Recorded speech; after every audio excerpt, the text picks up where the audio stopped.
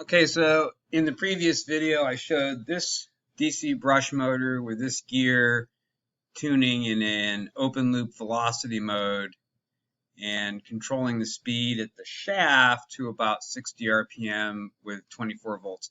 That's a no load speed, so when you deliver current you're going to fold back the speed a little bit, so maybe a little bit more than 24 volts to hit. Well, actually, it's 55 volts at 24 volts RPM. So I'm using an unregulated power supply, so I can boost it up a little bit. But today's trick is to put an encoder at the output of the shaft. So we just rigged up a little mechanism to put the encoder on the shaft. This encoder, there's some complications. I'm not a mechanical engineer, so this is kind of jerry-rigged with rubber bands a little bit, but it works. This encoder is not a differential 5-volt AA not B, B not index not encoder. This is some random, I happen to have a 24-volt encoder that is single-ended. Now that's not good for a PWM amplifier, which is what we're using here. Actually, I had to add some inductors because of the EMC capacitors that short the output of a PWM amplifier that are in the motor. But you could remove those capacitors and no longer have a short, and then you don't need the inductors. These are a couple of piece 2 150 microhenry drum core inductors at the output of the drive to filter out the short circuit, or you could remove it.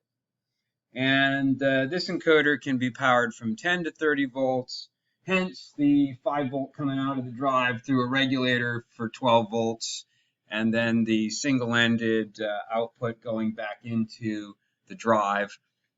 And there's no single-ended input on the coupler. They're all differential for good reason, except for I'm cheating. I'm using the tertiary encoder, inputs 3 and 4, not on the motor feedback connector, but on the I/O screen. So I'll show you what that looks like. Here's the Elco encoder. Shield is connected to frame, and the frame's connected to earth. The 5-volt regulator to 12-volt, 5-volt in, 12-volt out regulator I've got from signal ground to +5. It's a common ground on this regulator.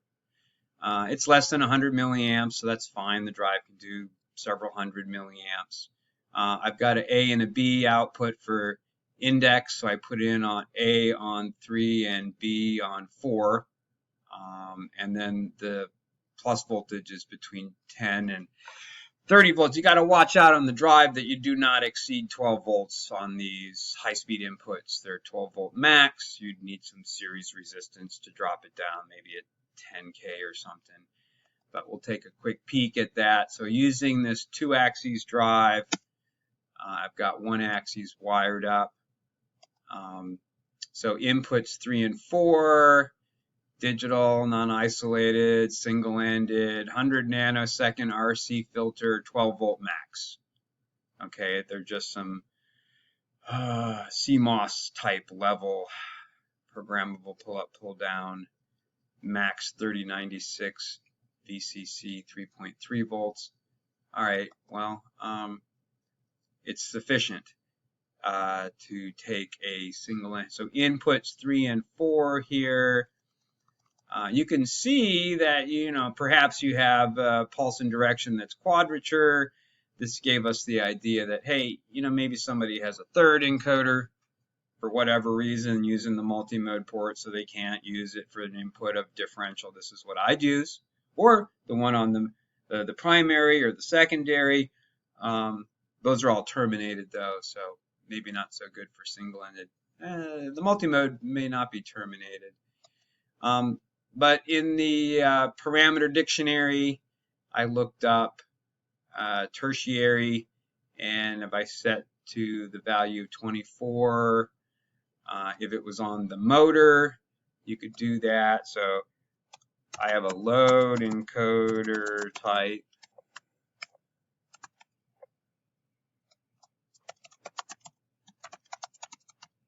There, 5D, and the same sort of setting rules apply, but it's a completely different set of parameters. Okay, so maybe this needs to be updated a bit to include the tertiary. Anyways, the value in hex that we're going to set is I'm going to get from flash 0x5d. It's a flash, not a RAM parameter. X for hex. So 1018 configures the load encoder type to the load tertiary, and it's coming in on the inputs 3 and 4. So we can see 3 and these inputs will toggle on the I/O screen. There goes high and low when you wiggle the encoder, and of course you could trace it on the scope here. Just sort of the tricks and problems. This is brushless rotary incremental. It says primary, so it's going to screw up my setting here, but I could put in the counts. I can say no loss detection. It's a 62 line or 248 counts. It's the least count encoder I've ever seen, perhaps ever. You can use the multi-mode port as buffered out or emulated out, but that's if you have, anyways, not sure about that one. But when I save it, it will change my ASCII parameter, get from flash 0x5d, and you see it changed it. So CME is not playing nice yet. I have to get the software guys to allow that type. So 0x1018, I'm setting it. So now when I get the counts, you know, I'll see counts on the active load position. Let's give it a little jog here. Yeah, so slow move. You see the counts. When you go reverse, counts should go down. When you go forward, counts should go up. So this is has to do with the phasing. If you make any changes, you can save to flash. You just can't save to a CCX file yet. But there's one more parameter that we're interested in is 0x5c is the load direction. Get from flash 0x5c. I set that to 1, so my counts are going the wrong way. I could swap the encoder wires, or I could change this from a 0 to a 1. And so when I go forward, counts will go up. The current loop hasn't changed from last time. The velocity loop hasn't changed from last time. Just make sure you have enough headroom there. We can monitor the velocity. But the position loop's a little tricky. I know I've got a gear on it. I don't know what my motor counts are because there's no encoder, but I know what my load counts are. So the ratio of motor to load, who knows what that is. So I'll show you how to figure that out empirically for the gain multiplier just by making a move. So I'm going to do 2 revs. 496 is 496 is twice 248. So you can see that there will be some error while we're moving. So if we increase this, I got the PP turned down for large inertia, but also because it gets multiplied, but 2 times the feed forward. So this should come down from 30 counts per rev. I'm just doing a 55 RPM, 1 rev per second, and 4 revs per second. So I see how it's coming down here. And so if I overdo it with the feed forward, this will go negative, and it'll be coming at it from the negative side. So we're going to error a little bit on the feed forward. We'll come in on the high side. That's not bad. It's just a little bit below. I don't know. I'm going to guess 2.6. I mean, who knows, right? It's probably better to come in from the top anyways and slide into position. There'll be less overshooting on it. So now, so coming in from the top and landing, very nice. So start off with no error, get 1 count. It'll integrate in. There's a PID, so you could add a little bit more integrator if there's looseness or non-stiffness, but I'm going to leave this. This actually looks like pretty good tuning.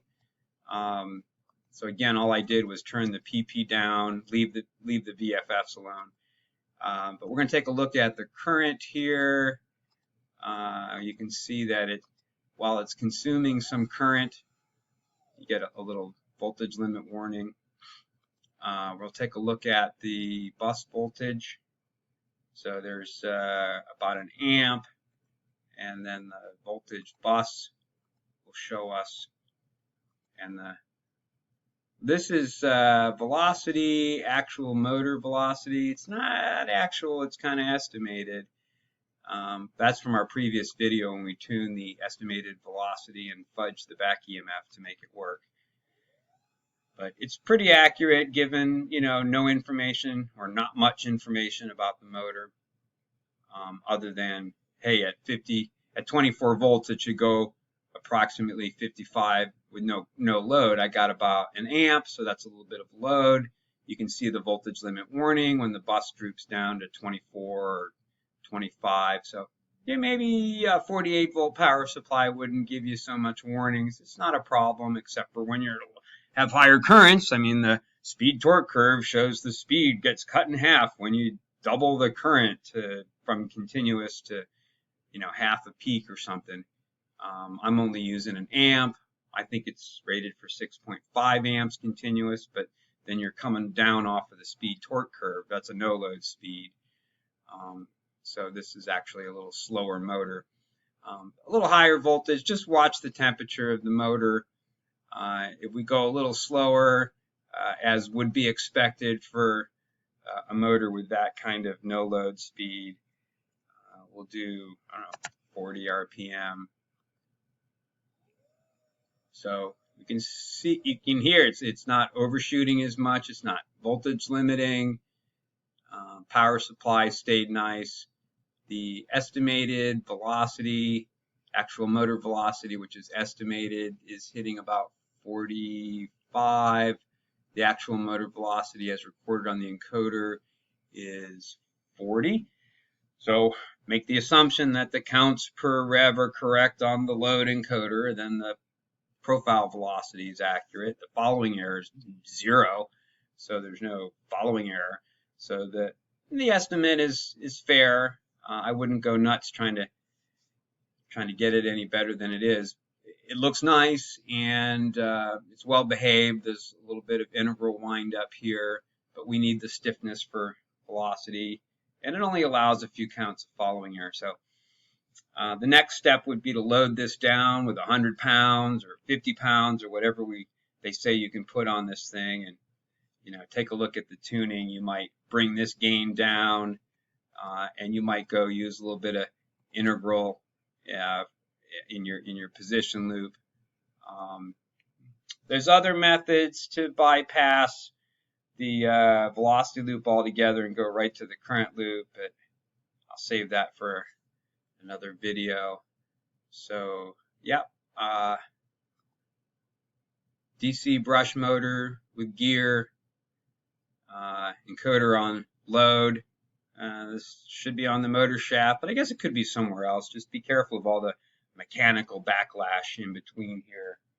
And again, I don't have like a proper coupling. I mean, it's just a little sticky stuff like some gum or something on the shaft. That's my coupling here, but it's sufficient for the demo. Okay, thanks for watching.